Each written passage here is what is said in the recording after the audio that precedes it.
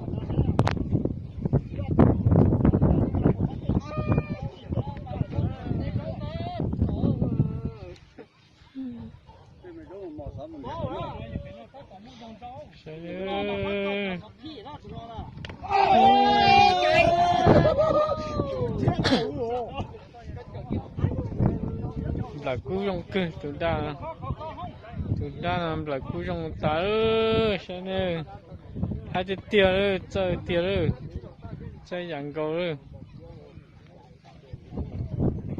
tụi ta là xịt con sai đấy tụi tôi là chơi nhau phần ngầm đấy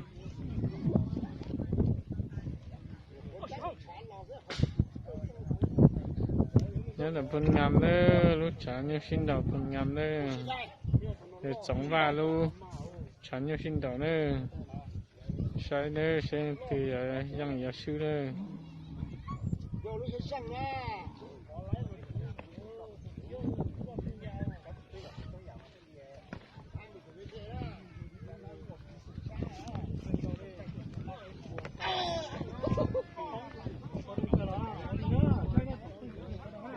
sai chúng tôi như sự đó này sai là chạy tất cả rồi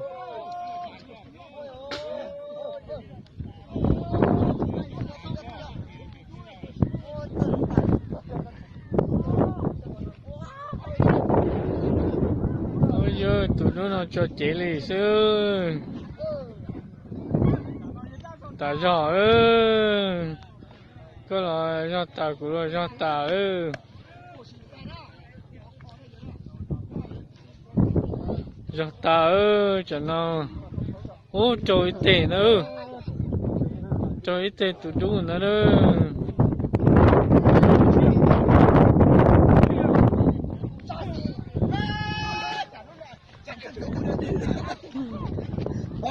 chết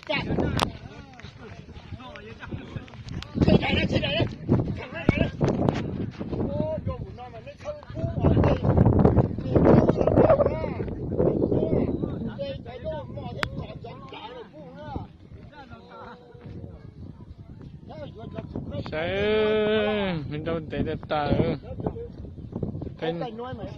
cái plon là chỉ nữa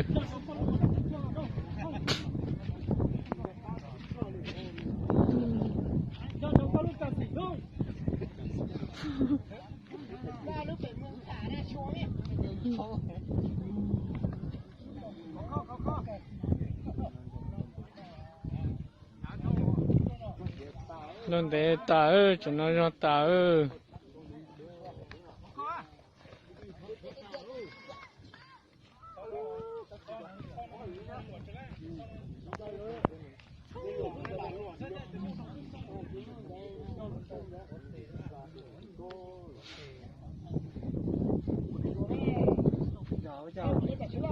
không thiệt không có dư ôi chị chính chạy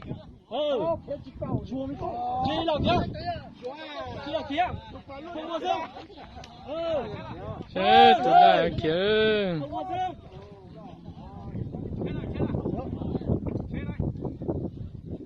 dư thấu cần nữa đâu cô ôi chị sai lên từ trong từ rồi thì sao ship thì là ta ơi kể cháu sao kể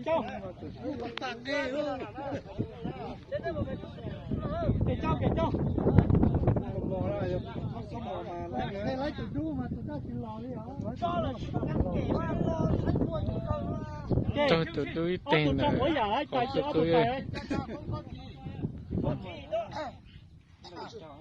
sao sẽ đâu chẳng gì đó sao sẽ thông này rồi sao sẽ cho đây Kẻ yên chưa? tại em mất kiện nữa đồng tệ chỉ dân chỉ xưa là trả lại mất kiện nữa chỉ có tụi tôi nhiều vẻ đấy. Thế à, tụi đứa về chơi tao liền. Thôi, thôi, mua. mất kiện nữa đâu nọ xưa nữa Dòng xiang đầu. đâu nọ xưa Chào xưa nè, cũng không tụi gì cái đó đâu. Năng. Bao luôn kia sổ cô. ô tụi nó chơi tiền con chè làm trả lấy vào nữa chơi tên là có chú trả đó như thế trồng chim chỉ là tụi nó tới tê sổ này nữa con chè nó cái tụi đó cũng tới tê thế nè như thế thật tới giờ chỉ có trong của chủ trong con nè tụi nó phố là thấp cho nó cho sắp phi á Tụi nó có tay là tụi phong đâu. đúng tròn Là tụi đứa chỉ chờ.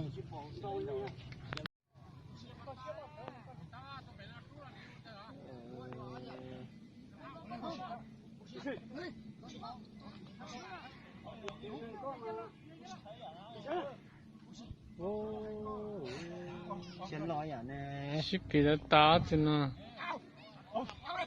Ok. Wow, đi.